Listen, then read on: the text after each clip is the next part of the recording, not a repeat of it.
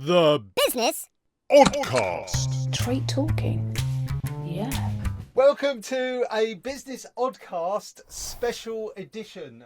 We're going to be doing a few shorter episodes, and we're going to be focusing on traits because we get people asking us about various traits. Oh, does this mean I'm autistic, or does that mean I'm autistic or neurodivergent? And the answer is one trait alone, no. There's many reasons why you might have that trait, and it's not just one trait, it's a cluster of traits. You cannot define one individual by one set of traits, or don't go down the rabbit hole. But we're going to be looking at traits because these traits show up over and over and over again. And today's trait, Hannah, what is today's trait? PDA. Yay! Hooray! Our favourite friend. What does it mean, Stu? What is PDA? What does it stand for? What is pathological demand avoidance, I hear you say? So, Hannah, what is pathological demand avoidance? Well, because I wouldn't be Hannah if I didn't tangent for 1 nanosecond. Did you know that now some people like to call it persistent drive for autonomy? Oh. I know, and I quite like that, although I will always say pathological demand avoidance because that's what I know. But yeah, persistent drive for autonomy, I think that sums it up really nicely as well, doesn't it? Because Yeah. it kind of, yeah. It's the opposite side of the same coin in a way, isn't it? Yes, it's less more you're positive. doing something wrong. Yeah. Yeah, It's like, I just want to be in charge. Back off. Exactly. Is there any wonder why there's a high percentage of neurodivergence in the entrepreneurial community? Oh, well, just one of the many reasons why you might not want a boss. I think I've told you before, haven't I? But one of my stepbrothers used to call me Queenie because as a little girl, I was the youngest in that particular part of our family. And yeah, I just had them all whipping them into shape. all Well, 3 somebody brothers. had to. If nobody else was, I guess it's my job. Exactly that. So PDA, let me read out what PDA is. PDA is pathological demand avoidance, which describes a profile most commonly associated with autism, but not necessarily the only type of neurodivergence that might display this behaviour. But it's where a simple or a seemingly simple everyday request triggers a genuine shutdown of any kind of chance of that thing happening from the neurodivergent individual. And it's not them being naughty, it's not them being willful, it's not them just ignoring you, it's just you literally, your brain just refuses. Right, well, now that's at the bottom of the to-do list. What, you won't necessarily get that today now. And even though you're a rational human and you're thinking, why have I done that? Yeah, no, I've emotionally disengaged from it, and I do not need to be a part of any of that. That emergency on your part is not one on mine. So there's this whole response. Now, the term was first coined by a developmental psychologist, Elizabeth Newson, in the 80s, and it's kind of controversial because there isn't actually an official diagnosis. You can't go to your doctor and say, doctor, I think I've got PDA. Mostly because he'll go, what the hell is that? But you talk to anyone in the autistic community, in the neurodivergent community, and they will identify hard with once you have been asked to do something, it's almost like somebody puts a locked door in front of you and asks you to get through it. That's what it is, and that's what we're discussing, and that's what we're talking about over the next sort of 25, 30 minutes. Hannah, PDA, in your life, what have you experienced to do with PDA? Oh my gosh, how long have you got, Stu? Get yourself a lounger. Well, I just said 25, 30 minutes, so if you come in under that, I'll be grateful. Now you've told me to do it, I'm not doing it, Stu. So. Here's my hour. Now I'm going to sit in silence for half an hour. So one thing I didn't know, and actually I relate probably more to this, but you've got the kind of external and internal PDA going on, haven't you? So you've got the kind of people telling you to do stuff, Yeah, that's a hard nope. Because actually, when I tell myself I've got to do stuff like, oh God, later on I've got to do a post on LinkedIn, or, I've got to actually my tax return is a real thing right now. I need to get my stuff over to the accountant. Once I've set that to myself, I'm like, no, now I've told myself to do it, I can't. So it isn't just, it's a misconception that PDA is just other people telling you to do stuff, but it isn't. It's that pressure, that internal pressure as well that we put on ourselves, Yeah. um, which is really hard because people that know less about this would say, well, then just don't pressure yourself. Well, it doesn't work like that. It doesn't work like that, does it? Just don't do it, Stu. Just don't think about it, and it'll all magically disappear. Um, Yeah, yeah, it's a tough one because as your rational self knows that it's mm, almost an irrational, and then you go down the shame spiral of yeah. why can't I engage with this? Why is this thing which I have declared to be important now very unlikely to get done? Very unlikely. It's Just so true. And the thing that people struggle with as well, or what I find, well, we both are really capable in what we do for business and a lot of the things we do. Not trying to big up us, but we just are. We're very thorough people. Um, but actually, PDA can look like a massive contradiction. Like if I'm saying to somebody, sorry, I didn't pick up the phone because it was ringing out my face. And then I was like, no. So I just delete, or I didn't reply to a text because I felt the PDA, the pressure from it. But actually, I run my own business. So people are like, well, how can you be so shit at that, but so good at that? It's a massive contradiction. And when you say it out loud, you, when I say out loud the stuff that gives me PDA, I question myself. I'm like, really, Hannah, are you making this up? But you know, no, I it's, can it's a work great. through the night. Sorry to interrupt you. I can work through the night writing a blog for hours and hours and hours, but I can't remember to, well, it's not a remember. I feel too much pressure to invoice a client. You know what I mean? It's just Oh, these I've really, got really two extremes. 2 months of invoicing to do, and I know that sounds really shoddy, but my bookkeeper has disappeared and has I was going to say rage quit. She hasn't. She's delightfully quit. She's very lovelily quit. To retire and try and enjoy better health, and I Yeah. totally back her for that. But the point to it is now I have to do it. Oh. Don't want Don't. to. You can't make me. It's so, it is. It's really hard to explain to somebody that doesn't get it. And I'd imagine most people that listen to this will be like nodding along.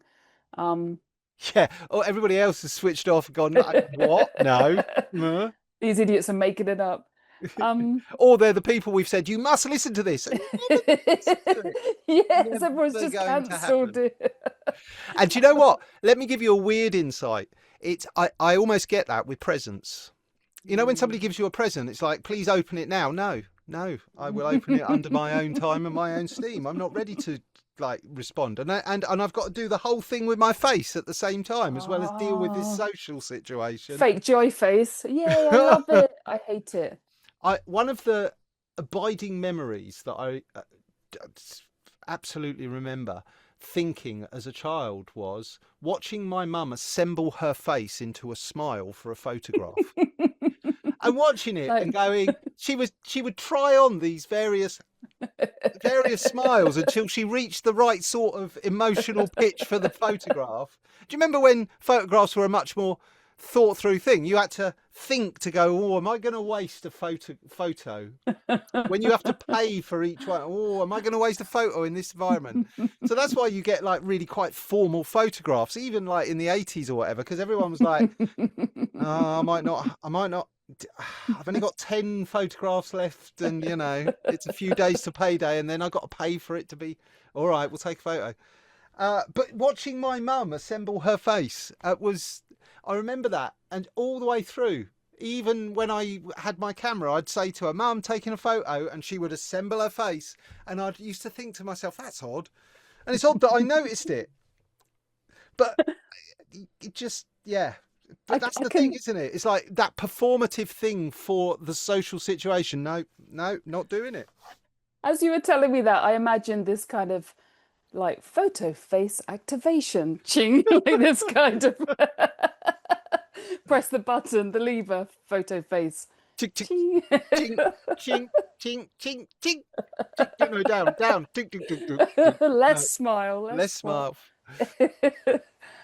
Oh, But yeah, I can see it being a problem in kids as well, that if you're labelled a naughty child or a child that refuses to help or do or whatever, I can see, but why do we expect, and this is the thing that I have a real problem with. Give your auntie a kiss goodbye. If you want to give the auntie a kiss goodbye, give her a kiss goodbye. Don't you? It's like forcing the child to do it. And you see this and you're like, the child might have all sorts. There was one particular auntie I never wanted to kiss because she always wore the strongest perfume. So every time you went in, it was like, and who likes somebody giving you a kiss and go, give me a kiss. Lavender. Yeah. Overwhelmed by lavender talc. No, get off. So yeah, so and it's really hard for a child to resist the parental authority when they're trying to keep themselves emotionally regulated because of some external factor they may not even, or even an internal factor like PDA. So I find it a strange one, but I also find it comes strongly with personal autonomy. So that drive for autonomy that you were talking about, I really sits with me. I really like that. Yeah, definitely. It makes sense, doesn't it? And like you said at the beginning, it feels demand avoidance sounds like you're just a pain in the ass that won't do what you're told. Whereas drive for autonomy is like, actually, I know that I'll be more productive if I can take some kind of charge of this situation, or I can get in control of it. It just feels a lot more positive, I suppose. The worst thing for me is somebody saying, I need that by Wednesday at 3:00. Oh, yeah. Because that's like, oh, you've just put a landmark in my diary, which means that it's inviolable, and I can't look at anything. Like the phone call today at 11:00, I couldn't do anything beforehand. All I could think about is the phone call at 11:00. So now all I can think about is the deadline at 3 p.m. on the Wednesday, which you'd think is a good thing because it focuses you, but it doesn't give you any more motivation. It's not like it suddenly arrives with a whole ton of go to it. It just sits there like a spider in a web waiting for you the closer it gets. So Stuart, what would you use? The best one to use is, I'm hoping to get this wrapped up by 3:00 Wednesday. If you could get your stuff to me, we can work on it and look at it together. And I'm much more likely to get involved with that because it's like I feel like I'm being supported rather than dictated to. Yeah. And it's a subtle shift, and it's like I kind of work with you in a similar way that I like to be worked to. If I need something concrete done, I won't say to you, I need this done. I will say our best interests are served if we can both collaborate on this and get it sorted by this time. Because then it doesn't feel that it's somebody else's will that is pushing you to do it. So that again chimes with that demand for autonomy. I love that because we did a piece of work together recently, separate to the Oddcast, and I said, what's the hard deadline for this, Stu? And you said the end of whatever month it was. That was great because that gave me over 3 weeks, and then I got that autonomy. I got to set my own interim deadlines before that, but I knew, so I wasn't just thinking like this doom clock of like tick, tick, tick till the end of the month. I'd already set myself, okay, in a week's time, I'll be at this point. And do you know what I mean? So at that point, you're taking back the control, and yet you know that there's an overall deadline set by somebody else. But even then, you weren't like, it's hard, we will die if you don't do it. You were like, that's the goal. I think that would be a good goal to aim for. And then it just worked really well. And we hit the deadline because it just wasn't, it wasn't awful. For me, the best kind of project that I can get given is, I want to achieve this however you want. Here's the budget, here are the constraints, here are the restrictions, even the deadline. I don't mind it if that's all part of what I sign up for. It's the change of context where you go into something and then somebody goes, oh, and of course, like, we will need to see it a week before the deadline. You're like, no, the deadline's the deadline, that's when you'll get it. No, but we need to see it a week before. Well, now we're going to have an argument. Now we're gonna have a fight, a proper fist fight Out in the car park, shirt sleeves right now. now.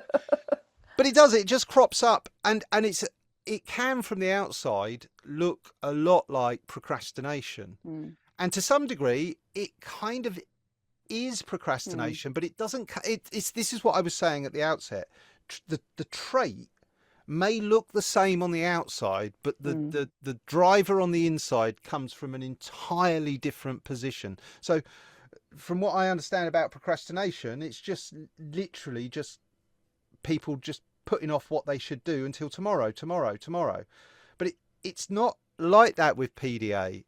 It's you're completely emotionally disengaged with it. You can't even think about it without it causing you to go, oh no, I'm not, I don't want to even think about it. I've got a particular thing at the moment. I'm not going to go into it. But I've got a particular thing at the moment that when I think about it, I sometimes have an involuntary flinch and vocalization because my brain literally recoils from it, going, no. And how do I explain that to somebody, that my body has decided that I will have a physical reaction to the idea of starting a particular and specific task? Nuts. Just literally, how do you explain that? So here's something to consider with PDA, body doubling. Body doubling is the idea that you can kind of get up and get beyond PDA in a situation. For example, with my daughter, she really struggles to tidy her room of her own volition. But if actually I kind of say, well, hey, I'll start helping you with this bit. It's that body doubling scenario where we're kind of geeing each other on. But for me, I even feel a bit angry just thinking about this. For me, body doubling is somebody else watching me. And when somebody is watching me, I freeze like a child. I'm like, nope. I can feel your eyes on me. I'm not doing it now. I 100% see that because I cannot do any DIY if anyone's watching me. It's an absolute nightmare. It's just like, what? No, I'm just watching what you're doing. I'm interested. No, you can't. You just go away. It's the perception thing. It's not the judgment. It's like, I know I'm doing it well. I don't need someone to tell me. I don't need that. That's not where my ego needs validating. Please, I don't need cheerleaders on the side with the pom-poms like, yay, he's doing it. So PDA doesn't, we'll have both seen this, and I'm sure everybody listening will have seen this in some shape or form. PDA isn't just about the effect it has on work though, right? Because for me personally, it has definitely affected my friendships, sort of relationships in general, my marriage. My husband is quite bossy, and he'll say stuff like, can you put the pans back in the dishwasher? And I'm just like, no, not now. Not now you've asked. No, I was just about to, but now I'm not going to do it. And he thinks I'm being an idiot, but I'm really not being an idiot. I can't. It's just it sounds like the world's worst. As I say it out loud, it sounds like the world's worst. It's the weight of the expectation as well. It's a lot of things, and it's also, there's a bit of RSD, rejection, because it's a bit like, so you didn't think I saw the mess and not a sentient adult and could come to that conclusion myself. Oh, I'm a child, am I? And it's not that at all. It may be just, somebody pointing out, oh, that needs doing, and they're saying it out loud almost to remind themselves that it needs doing. Yeah, and then we're kind of, or I certainly, it's just brutal. Another thing, and I only kind of realized this recently. So my whole life has been my mother or anybody saying, "Oh, you're so bad at making up making decisions," and you'll have noticed it yourself, Stu. If you say like, "What day should we record?" or I'm like, "Oh, what do you want to do?" It's not because I'm just like the world's most accommodating, kind person. I'm really not. It's because the question of having to pick one, Hannah, I can't at that point. And that is PDA. Yeah. I finally realised. So if anybody listening is like, I'm crap at making decisions, it is, or it can be, a form of PDA or an example of PDA. And it's really odd that the PDA tends to turn up, for me, more when it's in my best interests to do the thing that somebody has told me to, rather than if somebody asks me to do something that's in their best interest. So if somebody says to me, "Oh, Stu, could you give me a lift?" It'll be hugely inconvenient, but I will struggle, I've got better over the years, to say no. I'm more likely to say, well, it will very much depend on my schedule on the day. I'll have to look at my diary, me usual. And if I can, obviously, I would like to. But why, if it's my own brain going, I need to go to Screwfix to pick up that broom, does it take me 3 days to get in the car to go and pick up the broom from Screwfix so I can sweep the bloody path and tidy the house? Why? But if my friend had come round and said, oh, could we just nip to Screwfix? Don't you worry, jump in, we'll be there. What? How, what? Just, I don't know. Know. It is bizarre. So do you think, are we saying, so I'm a total yes person, aren't I? I've announced that live on one of our podcasts. There's going to be people inundating me with requests. I am somebody that struggles to say no, but then maybe I can say no if my husband says, can you put that in the dishwasher? That's like a no-brainer for me, literally no. But then if somebody's asking me if I can do them a favour, I sometimes struggle to say no to myself. Does that make sense? I've not worded that very well. Yeah, no. Your default position when somebody else asks is yes. But this is what I'm saying, that self-interest, putting it in the dishwasher is kind of in your best interest because it leads to a tidier home and, sanitary condition, blah, blah, blah. Happier husband. Happier husband. But the moment that it's in my own best interest and you tell me to do it, as a kid, get off the wall, you'll fall. No, I'd fall. Crunch. And then my dad would be like, well, I told you. Yeah, but that was my choice. Not because you told me to. I got off the wall because I fell off the wall. Not that autonomy then, that struggle for autonomy.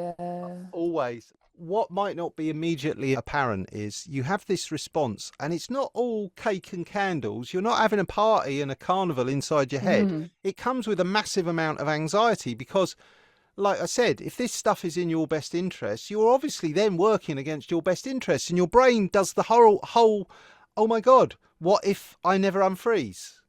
What if, and you have to relax it and go, don't. The more you seize up and tighten up around it, the less chance there is of you actually relaxing enough to do it. And a lot of the stuff that we do is very creative and you need to be loose and in the moment. And if you're seized up trying to fight that, like the worst thing I can do is put a diary entry, which is something like design website or write column. I tried it. Yeah, as soon as I see it in the diary, I'm like, well, maybe. I can't summon my creative juice. My creative juices arrive at 3 o'clock in the morning. I have to wake up, hammer out a text to Stu that's going to be the other side of the sleep. Future and then, Stu. wake up, read it and try and translate. What was he? Was he drunk? What the hell was that? I guess it depends on the task. Turning up and running at a certain time and all the rest of it, that is a commitment. And having done it myself, you know that the motivation I used was if I turn up on marathon day, having not done this, I won't have a very good day. I will have a really, really bad day, right? One of the worst days.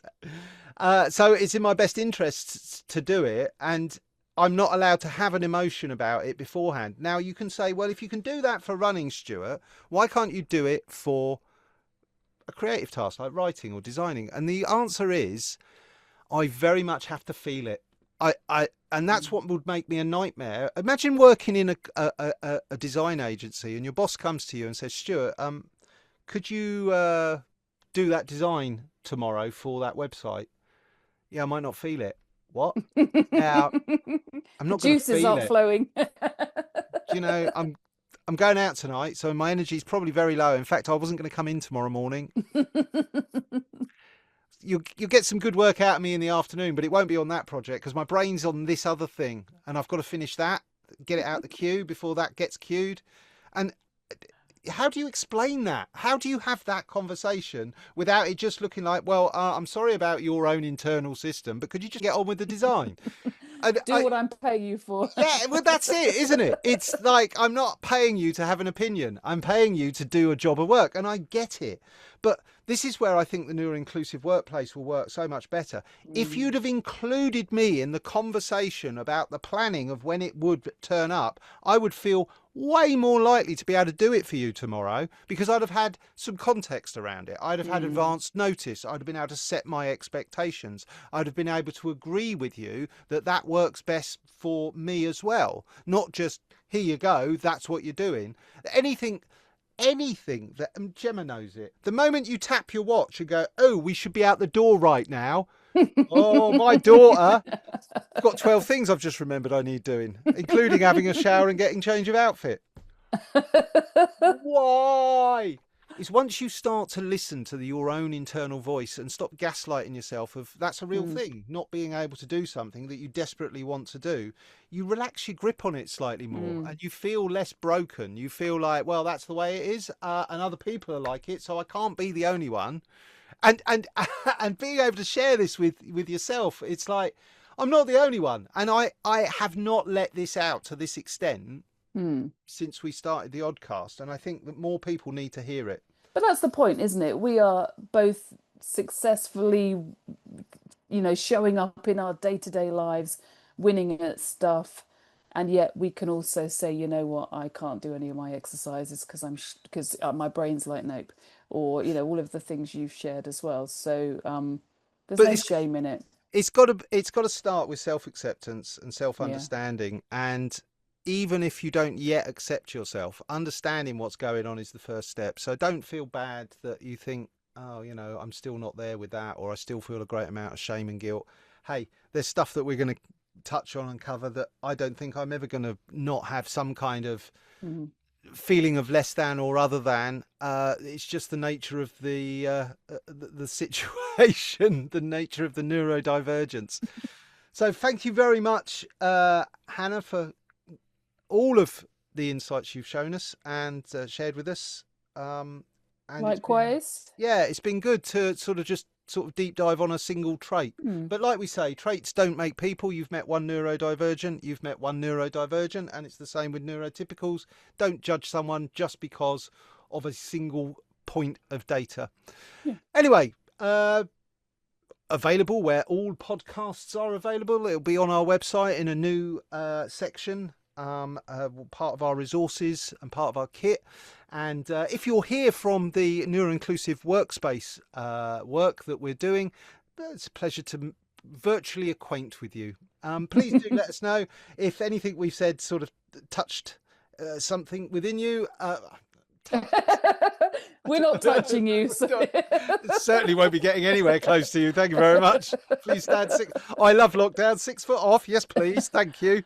No hugging. All times. Welcome, SARS, whatever it was. Yeah, not today. No, sorry, I'm not saying COVID was a good thing, by the way. That was just But not having to touch people is an amazing thing. Not having the social hug, and then feeling weird when you say no, thank you. They look at you. They look so disappointed. It's like a child who's had their balloon burst. No thanks. What? If nobody says no to a hug, I just did. I think you're fine. We've moved on. Carry on. I was at an event with another majestically spicy brained human who I love, and this woman went to hug him and he just put his hand up and went no. That's it. And she was just like, oh, and it was a bit awkward for her, but there's a lesson for you right there. Don't try and hug somebody. Boundary right there. You tried to step over a boundary and you got it immediately applied. And now I'm the wrong person because I can't sensorially take somebody hugging me. Oh, no, thank you. Please. Stop touching me. or the one where you say no, thank you, and somebody goes, oh, no, shut up and get in here. And everyone loves a hug. I feel like saying, me too, me too. Yes. Not to diminish anybody else's experience, but just respect people's personal space, man. Exactly. So anyway, thank you very much for listening. Please do like, share, subscribe, do all those wonderful things, and we'll see you in the next thing that we do. But there'll be more about these traits. And if you've got a particular trait that you would like us to take a look at or mention or discuss, send it on in, hosts@businessoddcast.com, and we'll see you next time. So thank you very much for listening. Hannah, say goodbye. Bye. Bye.